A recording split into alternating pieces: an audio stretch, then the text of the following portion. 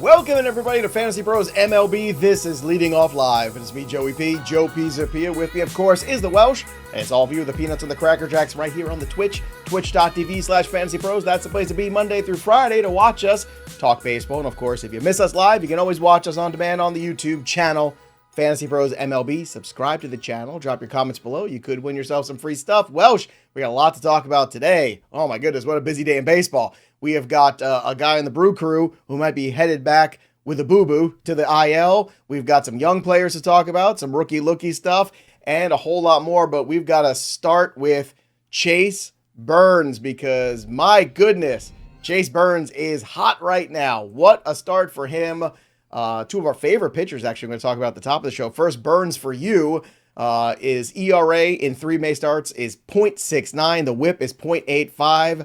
Yesterday's outing, another gem for Chase Burns of the Reds, which is good because the Reds have been scuffling a little bit lately. 6 innings, 2 hits, no earned, 2 walks, 7 strikeouts. Chase Burns is him right now, Welsh, and he looks like a fantasy ace. Can he keep this up for the next 3.5 months? Yeah, I mean, he has. He's been this guy. It's funny. We had the discussion yesterday. I think it was yesterday. And then I went on Joe Rico's show, plug to that, the solo show we do here on Fantasy Pros, and me and Frank Stamfel are going to kind of pseudo-debate Jacob Misiorowski. We spent all this time. That was my whole point. We talked about Jacob Misiorowski yesterday or whatever it was, and I made this case, and I make this case as him as top 5. But if Jacob Misiorowski wasn't doing what he was doing, we would probably have like a lot more focus on Chase Burns. And, Cam Schlittler as well. It's just so crazy. We had all that little grouping of all those guys. It was like Schlittler and Burns and da-da-da. And, I mean, Burns got the lowest ERA of all of them, 1.87. I think he's just put together a ridiculously phenomenal season that I still don't think he's fully scratching the surface, but just under 27% K percentage.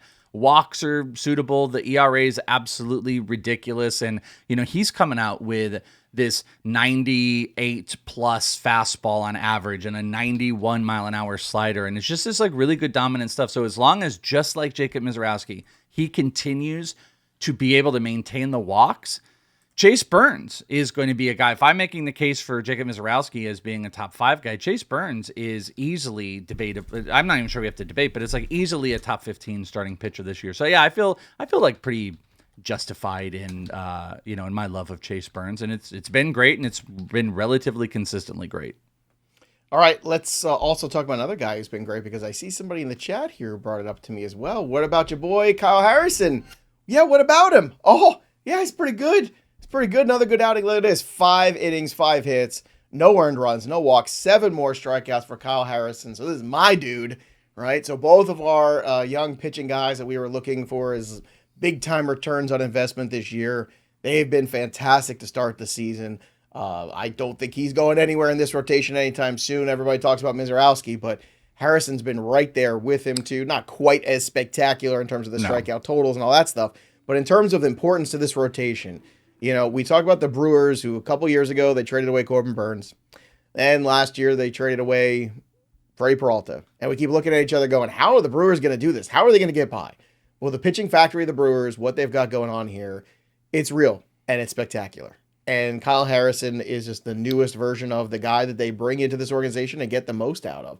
So let's talk about him. And BD says, basically, if you want to make it good in life, just have the Red Sox trade you pretty much, right? And then things go well. I think the Kyle Harrison trade is going to be more of the once everything goes down with the Red Sox, at some point you're going to have, what is it? Breslow's going to get fired or something like that. Like, I think they're going to look back not on the Rafael Devers situation, which they botched, but because like Rafael Devers played a significant role in that as well, not being a team player and just being weird about it. The Kyle Harrison thing, the trading Devers to get Kyle Harrison and then just offshooting him out, just boom, kick him to the stars, and looking at him putting up a phenomenal season like this. That's going to be, I think that's going to be the thing that you look back on. A quick question. I know this is really tough for you because you're not looking at it as I was kind of redoing my ranks. What do you think? I can give you a couple names, but where do you think if you were, because I don't know if you've redone your rest of season ranks yet, like where would you put Kyle Harrison as far as SPs? Ooh, that's and this is a tough exercise because I'm going to tell you this right now.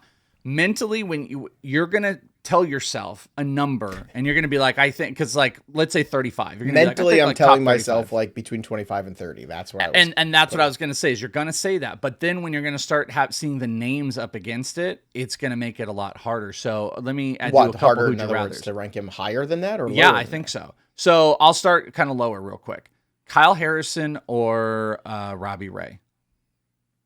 Kyle Harrison. I'm super interested in Harrison this year. Kyle And I Harrison think or I've seen Conley enough Early? rain. Ooh, that's a tough one. You know, I love Connolly early. I'll say early over Harrison. Harrison But win or potential Will of Harrison. Warren? Will Warren probably, but again, like we still live in this world where if Max Fried comes back healthy, somebody's getting bounced, and I just don't know who it's going to be. So, Harrison or Yuri Perez? oh man, that why you got to crush my soul at the top of the show? Why you got to do that to me? My point to this, because you're going to say Yuri, my point to this is like, I think we mentally see him as this 25 to 30, which I think makes really good trade value. But when you actually go and put him up against the names, like those names I just said to you, those are just guys in my 40s right now. I mean, I have Yuri a little bit higher. So it's like, you know, when you get into the 30s, you're going to have him higher than Blake Snell, Parker Messick, Shane McClanahan, keep going, Joe Ryan, injured Reagans and Webb. I just don't think you can do it. So the only reason I think it's really interesting is maybe Kyle Harrison's perceived value is a lot better than where we can actually place him. That's like a weird experiment because what do ranks actually matter to our like teams playing? But I think there's just an inherent like, wow, Kyle Harrison is so ridiculous that he might get you a lot more than we are actually putting him up against. Yeah, I get what you're saying, and I think you make a good point. It does mean that Kyle Harrison, that conversation, what it says to me is that Kyle Harrison's trade value is really intriguing right now because he's been so good, and you can look at it and say, okay, what does it look like come August? And I think in redraft leagues, that's different. Keeper leagues is a totally different animal. Absolutely. Keeper leagues right now, you're looking at Kyle Harrison going, this is a young left-handed pitcher that could be a stalwart in my rotation for the next 3 to 5 years. So very different there. But right now, the only starting pitcher with an ERA under 2.20 and a K rate of at least 30%, Jacob Misiorowski, Paul Skeens, and Kyle Harrison. It's ridiculous. Like that's the tier we're talking about right now. So even the Yuri Perez, I mean, Kyle Harrison has pitched better than Yuri Perez this year. Yeah. So if you're just talking about productivity right now, Harrison by a mile. If we're talking about projectability, that's still the question that mark, I think, that sits in all of our brains right now. But that's I mean, think about that stat. When you're with Misiorowski and Paul Skeens, that's rarefied air, my friend. Yeah, and I got to be honest with you, I just don't remember. Something we did in the debate show yesterday, we were talking about a pitcher, and like I said, apologies for not remembering who it is. But I think I mentioned, like, one thing that's not super sticky is really, really high K percentages on fastballs, especially like fine fastballs. You know, it is one thing when a guy is pumping 98, 99 or whatever, and they're getting a lot of strikeouts on fastballs. You don't, I mean, at least in like, I've called it the Eric Lauer thing where a couple years ago, Eric Lauer dominated and he was getting all of his strikeouts off his fastball. The reason I'm saying that is Kyle Harrison has a 34%, almost 35% K percentage on his four-seam fastball. I just don't know if that's going to go. To his credit, I guess he had a 31% last year. I just don't know if that's like the stickiest of icky, if you will, Joe. But Kyle Harrison is very, very impressive. But I think there might be some really good trade value floating around finally. Well, speaking of sticky situations, news broke just before the show here. I was just wrapping up the football show, Tailgate. By the way, go subscribe to the Tailgate, just an NFL talk channel with myself and our friends here over at the Fantasy Pros crew where we just talk football. It's a really fun time. Just did our schedule release. And I see this thing come across and I'm like, I did a double take because apparently there's a cockfighting situation going on with Major League. No, not that. Not that. That's not the cockfighting situation. No, that's the wrong graphic. It's Edwin Díaz is involved in the cockfighting. Okay, so let's talk about this here. Edwin Díaz apparently, and I get it, different cultures have different things, but it doesn't make it right. He is linked to illegal cockfights per USA Today. Here you go. Here's some quotes. It's legal in Puerto Rico. Thank God. Otherwise, I wouldn't be here. I feel safe here. The cockfighting arena is like my home, said Diaz. A federal ban on cockfighting took effect in Puerto Rico in 2019. Now, just for some more, boy, I did not think I'd be talking about this today. I can tell you that much.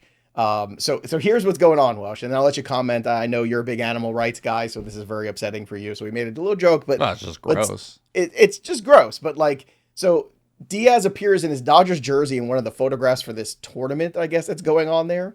It's a tribute to the Puerto Rican star and cockfighter Edwin Sugar Díaz.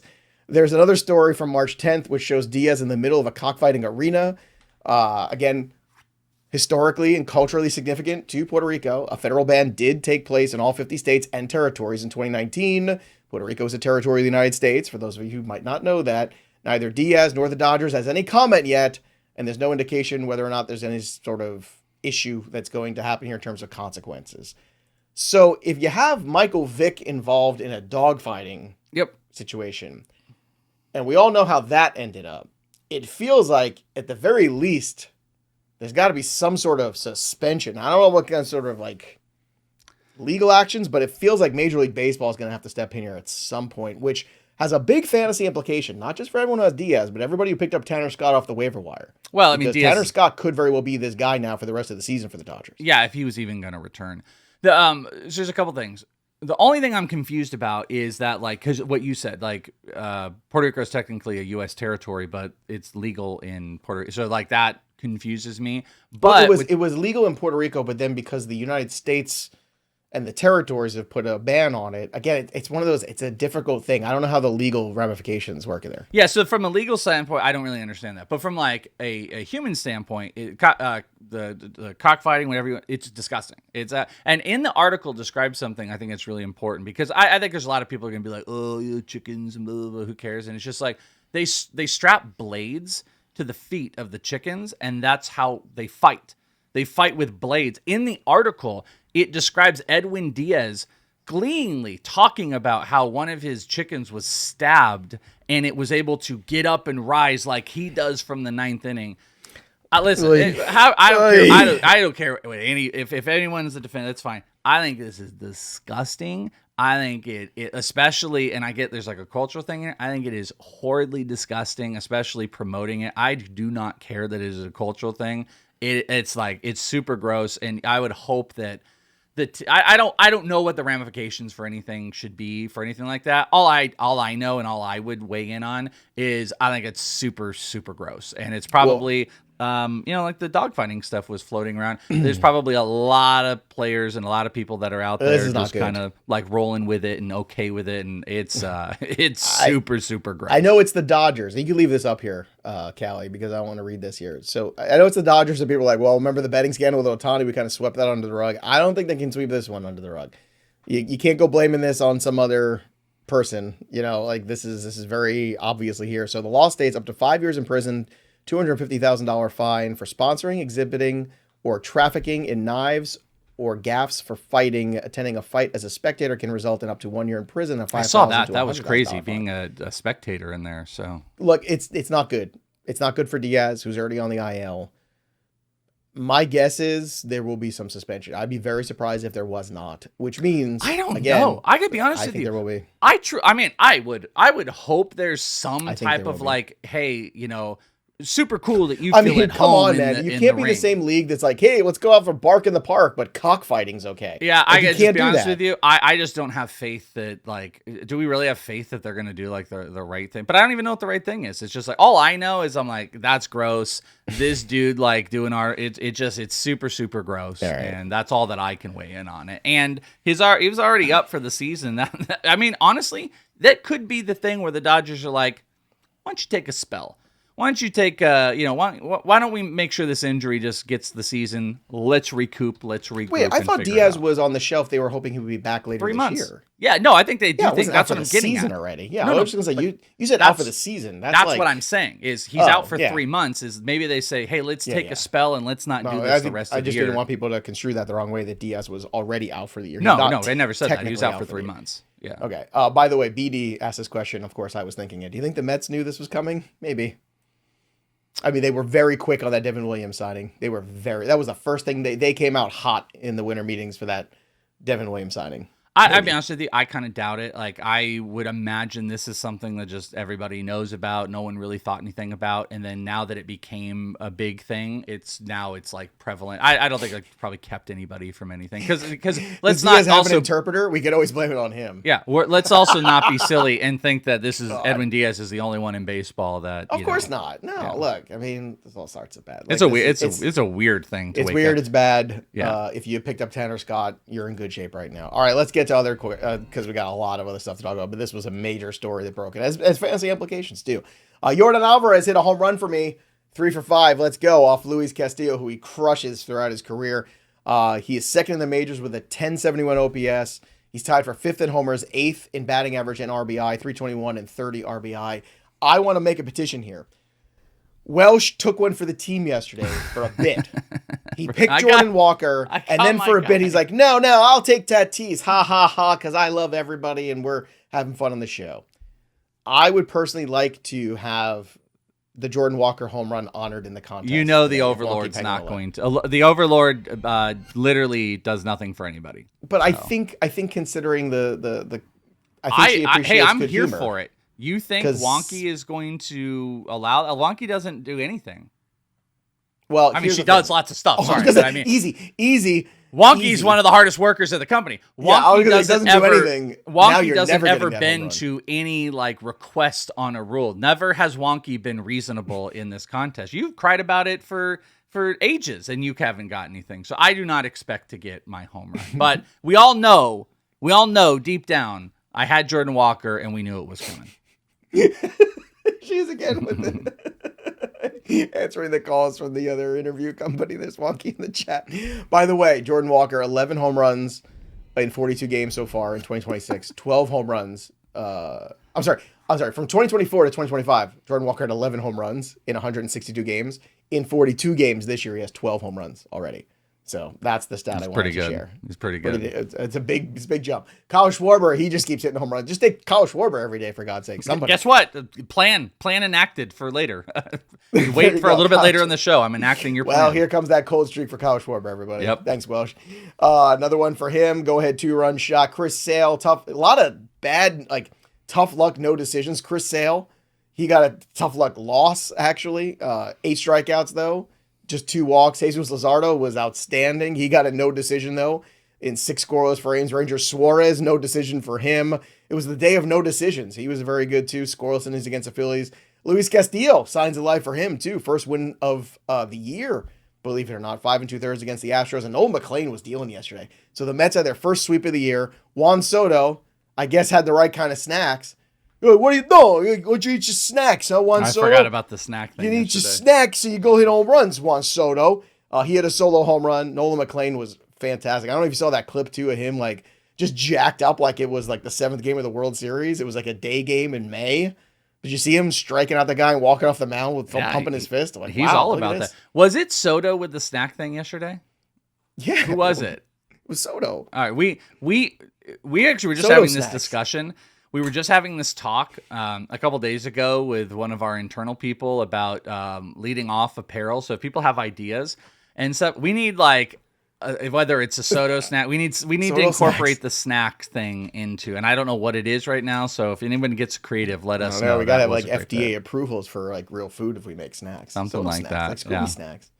All right, so Fernando Tatis Jr. not only did he not hit a home run, he was 0 for 5 with 3 strikeouts yesterday. By the way. So. Oh, there it is, everybody. 230 days. 230 days for Juan Soto. So he's again, not to do a third. This is the third plug, so I guess because I'm on it. But again, I know the content. But dude, we talk on that debate with Stamps about Tatis, and the debate is in my rest of season redraft ranks. I don't know what you think about this. Because he qualifies at second, I moved Sal Stewart above Fernando Tatis. And you have to obviously incorporate the now, what could happen in the future. You're kind of incorporate everything. But I just came to terms with that. Whatever Tatis adjusts and however he figures it out, because he's going to figure it out in some capacity, it's just going to be, I think, too little too late comparative to someone like Sal Stewart, who's already almost stolen double-digit bases, who has double-digit homers, who hits in one of the most hitter-friendly environments.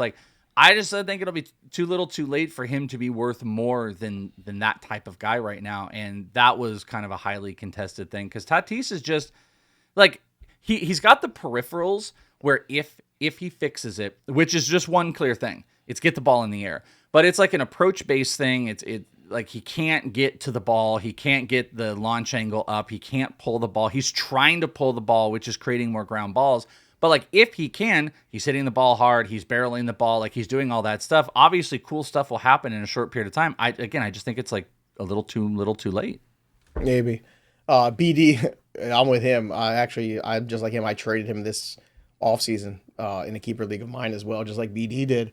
He had like a contract too. He's going to be a $35 player, going to be a $40 player next year. I was like, I don't feel like Tatis is worth that. And I want to free up some more space. So I traded him. I got a couple pitchers and Carson Benj for him. I got Radish, Benj, and I think it was Rogers for him. I mean, he was 25-32 guy last year. So. Yeah, I know. But like, the way my team was structured, I just needed more salary relief and stuff like that. And I feel almost bad now about like that trade. I don't like, they're all friends and people in the league, but like he's been so bad. It's almost like I need an apology letter or something like that. There's still a little part of me that feels like we're at this fever pitch that there might be like this buying opportunity, but there is really something just broken in his approach. But that's also why it's like you do feel like it's going to change. But again, the argument comes back to like, yes, it'll change. Maybe he gets back to maybe he's a 20-30 guy by the end of the year, but is a 20-30 Fernando Tatis Jr. worth it versus maybe you could get a 30-20 Sal Stewart who doesn't have the ups and downs that Tatis is having? Like that, I just don't know. It feels broken. His stance is all weird. He's not getting to the appropriate attack angle and he's hitting ground balls. Like it's got to change, but I don't know. Only so much dewormer in the world.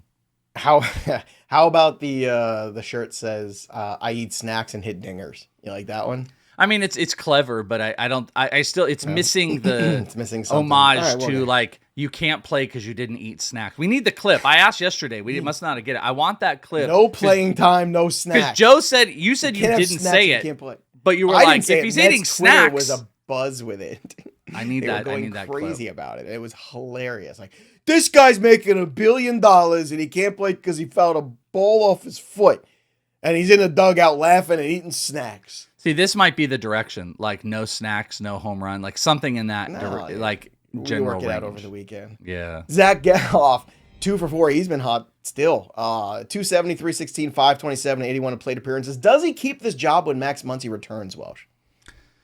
I gotta be honest with you. Muncy's been out playing, for a while. But has he been playing? He's playing third? Yeah. Oh, okay. Because I know he was working in the outfield this past year. So, I guess he has been playing some third. I think they should consider it. Like Zack Gelof was the next coming, and also because they just brought up a guy like Henry Bolt. You've also got Lawrence Butler. You've got Soderstrom. Like you've only got so many guys at Bolte. You've only got so many guys in the outfield that. If you want to keep Gelof going, you're going to have to let him go at that job. So I have no ties to Max Muncy. I think Zack Gelof would be a much better fantasy player. Yeah, I love seeing what he's doing. So I'll just like take the assumption that yes, he can hold this job. Bad start for Braxton Garrett yesterday. 5 runs, inning and a third. I still support picking him up though. I do. The inside of this is Joe and I did the pitcher waiver wire show. What are the comments for that? Let's read. I don't even want to know. I said Braxton Garrett, and then Arico and I were doing that recording, and I saw the thing, and Arico was like, "Hey, if you want to change this, you still can." I'm like, "It's too late, brother. We got to put it out down into with the the ship. Ethers." All right, let's see how bad the comments are. You think they've gotten to it already? I mean, I don't. If you want to ruin my dropped day, Garrett so fast today. Don't need that headache. I have enough with Bradley Reagans and Hunter Brown. I picked up Garrett this morning, but I will not be holding him. He can't throw strikes. And then Braxton Garrett gave up 5 runs in inning and a third. Yep. And then a bunch of thanks everybody. We love the videos and all that regular stuff. There you go. No monsters. There's someone. There's one hiding. Here's a genius. Must have not saw Garrett today. Yeah, must have done it before. Did not saw. Must have not saw it. Yeah. Garrett, what a bust. Can't find the plate. Got rocked. Braxton Garrett took a major dump. I really love people that like can't do any type of like actual pronunciation in like their typing. Like they're just like, you not saw it. Like there's just something like just genuinely like sweet about it. I'm a big sucker for the you are and your stuff when they Yeah. Yeah. JJ Bleday, I'm a sucker for him too. 3 for 5, 2 homers. Just amazing for him. 6 RBIs. He's been crushing life right now. 6 homers in his last 52 at-bats. His WOBA is at 486. So Bleday has been a great pickup here in the last couple weeks ahead.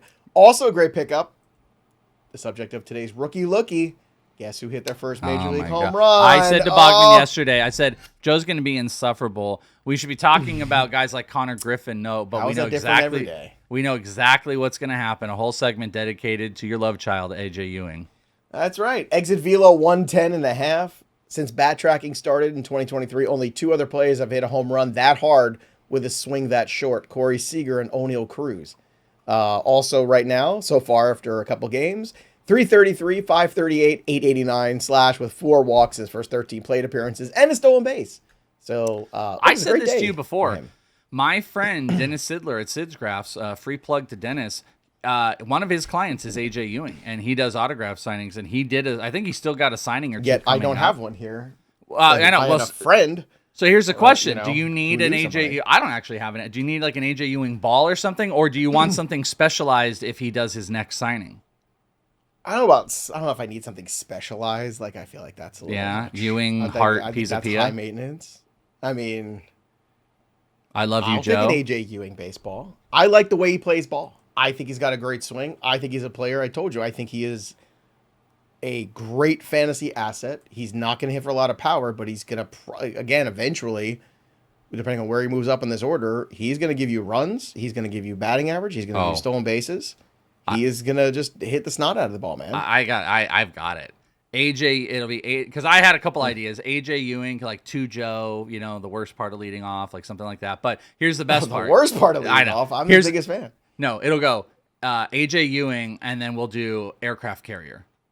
We'll have him inscribe aircraft carrier. No, Joe the aircraft carrier. That is honestly, that's the leading off shirt we need. We need our 2 pictures on an aircraft carrier, like on the side of an aircraft How carrier. about our faces are planes like in cars, but like we're like live, Like aircraft, live planes on it. But yeah, no, I'm thinking what was your post? Post doesn't work. I think it's aircraft carrier. So I think Joe the aircraft carrier will be the inscription. I'm gonna get it done.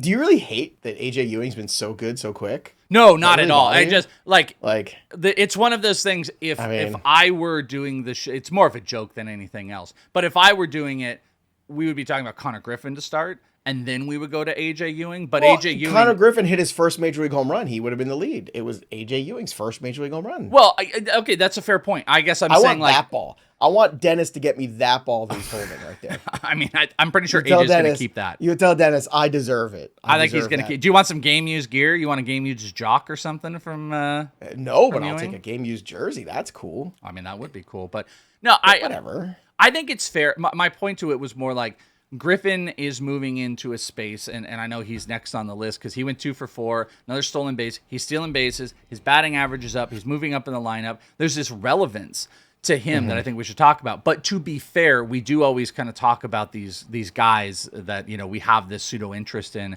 and it's only 9 at bats. I just want to point out like the 9 at bat excitement of AJ Ewing. It's gonna come back down to earth. Homer, stolen base, he's barreling, like Triple. He's doing all the right things. Juan Soto was talking positively about him, and Juan Soto doesn't talk about anybody. So and Benj looks like a different guy too since Ewing came up too. It's like he's like he got his friend to hang out with in the outfield.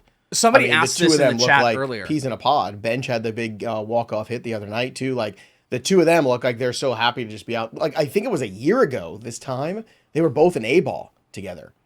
So yeah, no, it was because I saw the whole thing about it because Drew Gilbert was also with them at some point in AA, I think, and then that's when they started that whole thing, which is why the Mets started doing that whole. No more cockfighting today, everybody. We're not going to show anymore. Drew. I don't know if Seth knows. Drew Gilbert's a part of that image that we showed earlier. That is Drew Gilbert. Yeah, maybe he was. But someone asked this question earlier. I thought it was kind of interesting. Who would you rather rest of season, Jack Caglione or AJ Ewing?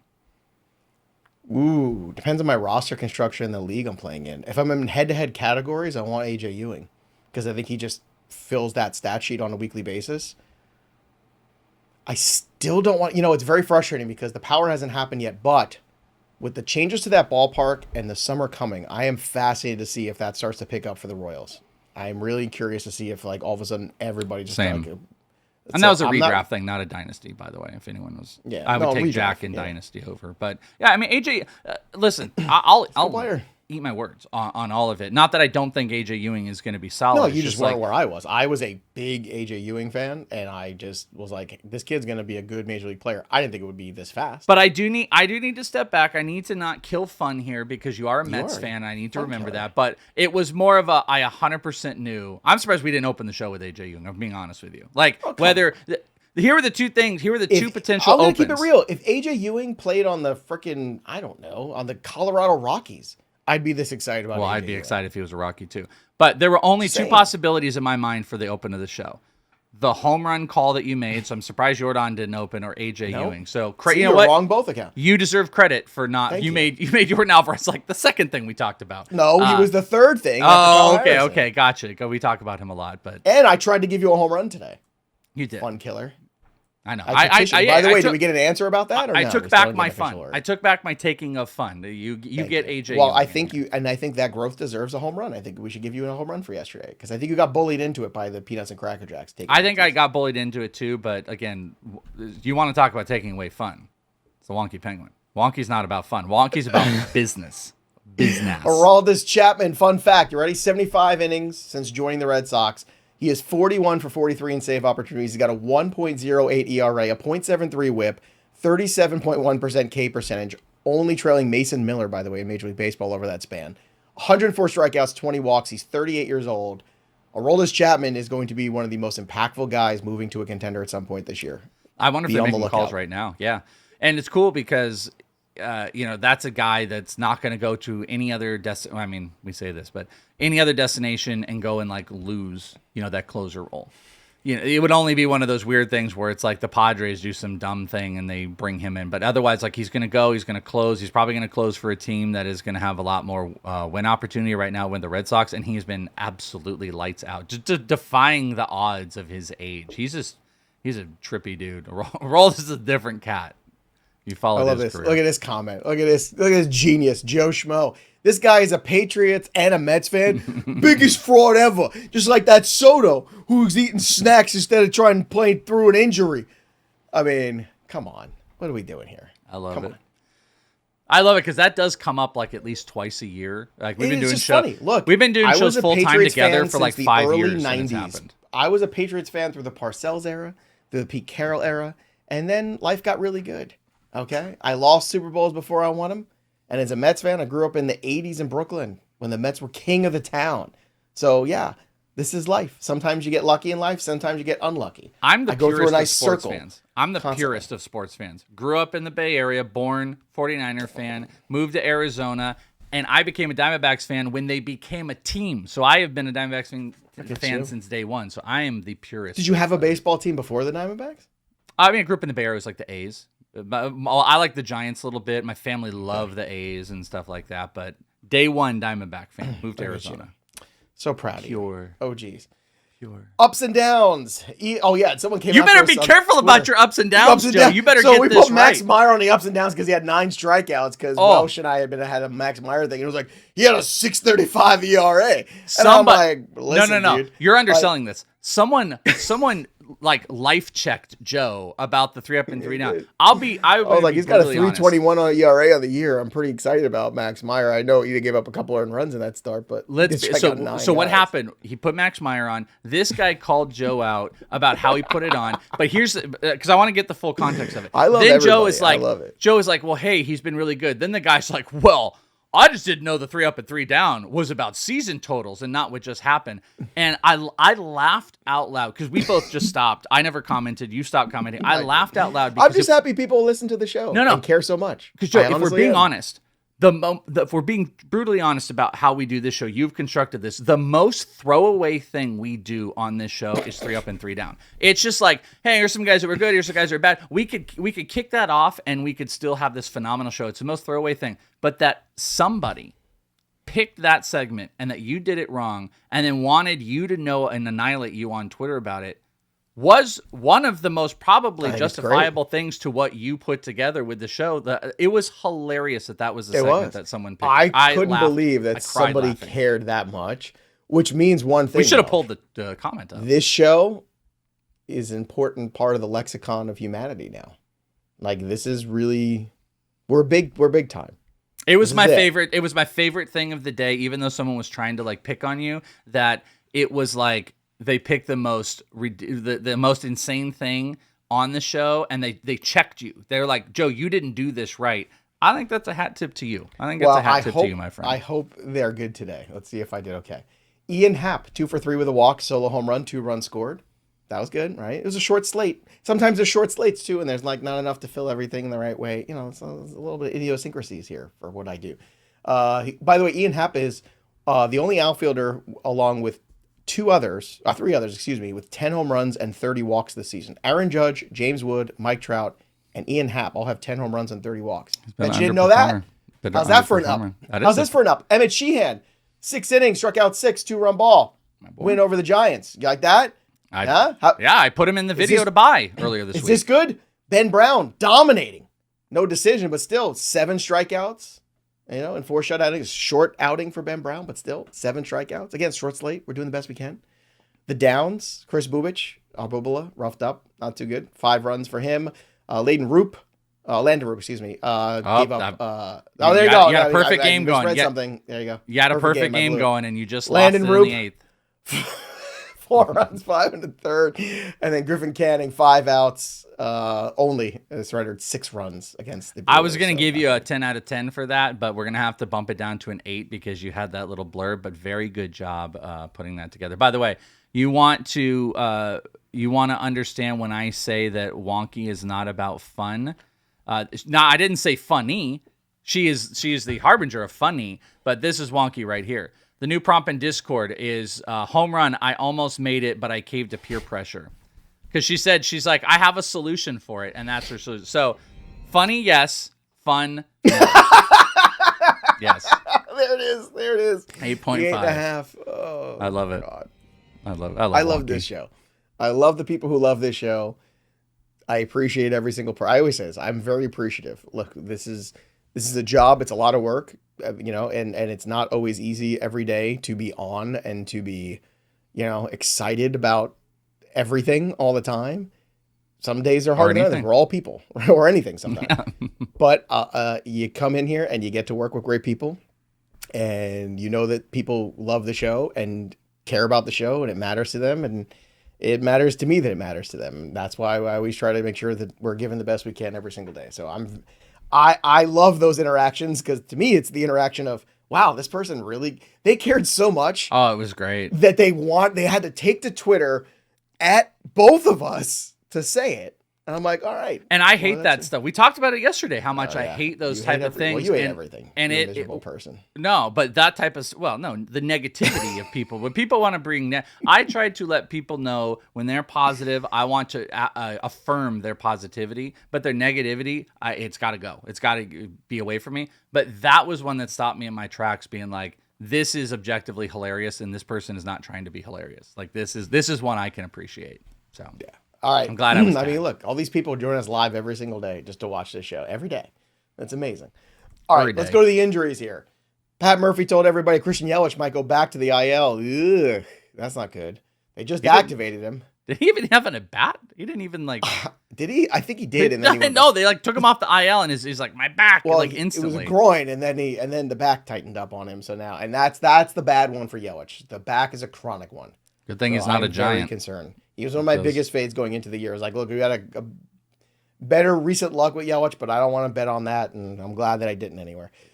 Tyler Glasnow may not need a minor league rehab assignment. Chase Dolander, this isn't great. He left yesterday. It was not a good start for him. He left from general arm tightness. He's going to undergo an MRI, so hold your breath there. And Francisco Lindor has no timetable of returning to baseball activities. So, I think the Lindor one's a disaster, and I think the Dolander one, he also, the comment was, like Wonky's saying, I don't remember exactly because I'll be paraphrasing it, but he was just like, I don't really want to say anything to make anything worse. Like, he didn't want to comment, but like how he approached it, it sounds like it is going to be bad. Like, he is foretelling that there might be another season-long injury coming. I got 2 letters for you. Oh, not 2 words? No, 2 letters for you. HR for home run calls. There you go. Let's talk about the home run board, because I know I moved up yesterday, but so did everybody else. That's the problem. It was like a record day for home runs. 40-something home runs hit yesterday, and a short slate. Unbelievable. Solar still at the top of 22. Cubbies at 21. Whips at 20. I'm at 16, so I'm keeping pace now here.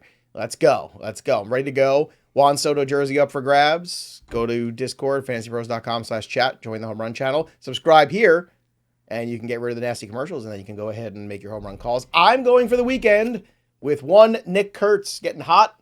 He's at home all weekend. Got some good matchups. Bunch of right-handed pitching. Nick Kurtz for the home runs this weekend, Welsh. I want to come back here, and I want to see 20. I want 4 home runs this weekend from you, Nick Kurtz. That'd be sweet. Let's go. I'll settle for 1. Maybe 2. Yeah, 2 would be I'll nice. settle for 0.5 at this point is what I'm trying to get. I'm Schwarber festing. I'm going to go with a Schwarber fest. So all you can do when you take Kyle Schwarber over the weekend, you Schwarber fest it. I think I'm 2 weeks early, but it's never too early for a real Schwarber fest. So hopefully you can give me a couple. Yeah, I'm gonna reverse Kurtz all weekend, baby. By the way, what about Snacks and Jacks? You like that one? Again, I think too dirty. All of these are fun. Snacks and but Jacks are pretty good. We've got to find a way to encapsulate the feeling of if you're eating, you're having snacks and you can't play baseball. Like we have to figure out how to encapsulate that into you a don't shirt. deserve snacks. Soto Snacks, fueling the home runs. The most AI photo I've ever seen in my life. Dude. Oh, it's good though. How many fingers does he have? 1, 2, 3, 4. AI's gotten better about that. AI's gotten much better about that. But look at this. This is good. It showed real snacks. Those are Sour Patch down there. Nutter Jacks, Butters. M&Ms. Look at this. I'll tell you, this time next year, there will be AI Joe and AI Welsh. We won't even be doing the show anymore. I'm sure. Let's hope not. It's coming. Unless we're getting paid still. So I doubt it. If we get replaced by AI, I don't think so. But who can replace us? Yeah, what robot could possibly live in our brains? Yeah, I don't. I think we would break the system in trying to encapsulate both of our personalities. All right, I guess you got to have a personality first to do that. Though. Yeah, I guess. Hey Welsh, you know what time it is? Oh, my favorite thing to say that you haven't taken over yet this year. What time is it? It's time for the best bets of the day with Joey P and the Welsh, brought to you by our sponsor Hard Rock Bet, Florida Sportsbook, and of course it's NBA action time right now in the playoffs. NHL's going on, and Hard Rock Bet is the official sports betting partner of the Orlando Magic and the sponsor of our show. And for my favorite bet for today on Hard Rock Bet from the MLB side of the world, I'm taking the Blue Jays on the run line -1.5 at +138. Why? Because Trey Savage is going against the Detroit Tigers, who just got swept by the Mets. The Tigers are 2-8 in their last 10 games. They're throwing another jabroni out there. They're rough right now. The lineup's rough. The pitching's been rough. Everything's going the wrong way there for the Tigers. So I'm going to go against them here with the Blue Jays -1.5 run line. Now, big plus money too, +138. Let's go. Welsh, where are you going for your best bet of the day? I'm going to ruin it for myself, but I do need to just remind I am 4-0 this week. So I have hit every single bet I've done this week. If you've paid attention, I was very discerning about what I was going to pick today, just really trying to have a clean sweep of a week. I've had plus money plays. I did not like the strikeout props. There was nothing that jumped out at me in the total base market. But I am going to jump on the Arizona Diamondbacks, and I'm going to take the money line. Merrill Kelly had a really bad outing, and then he really refound himself. They're going up against Colorado Rockies, though, in Colorado. Freeland, you can play against Freeland at home. You can't play against him on the road sometimes. I think this is just a good spot for the Diamondbacks. It's nothing crazy. We're just going full money line here. This is I am trying to clean sweep the week in bets. So D-backs, full game money line, just like we had the Phillies yesterday, -125. A little bit juiced up. Probably the most juiced up play this week. Come on, baby. 5-0. Let's go 5-0. All right, everybody. Remember, new signups, bet $5, get $150 in bonus bets when your first bet hits, and you get your winnings too. Only at Hard Rock Bet. Download the app today. Get off the bench. Stop eating snacks, and make a bet over at Hard Rock. All right, Welsh. I'm starting to wonder too. Maybe this whole time you've been AI because you never get cliches right. You're always off by a little bit. Almost artificial intelligence would be. They would understand like pieces of the colloquialism, but not quite get everything. I think Todd is onto something. Maybe you're actually AI after all. Yeah, maybe. I think there's a definite like possibility if you ever, when I do the peace out at the end, if there's ever like 3 fingers, that would be a dead giveaway. So it would be. Yeah, I'm a little too, I think I can be a little too moody for AI, but that's fair. I don't know. That's I think we would be incredibly difficult to recreate, especially the dynamic of this show in AI, but it's coming. Well, at some point. Hopefully we'll be retired by then. All right, everybody, that'll do it for us, but the story of the game goes on. For the Welsh, I'm Joey P. We'll see you next time, kids. I could use some snacks. I'll be honest with you. Any snacks? No? No snacks? Well, you can still talk here in the live. No one's got snacks for me.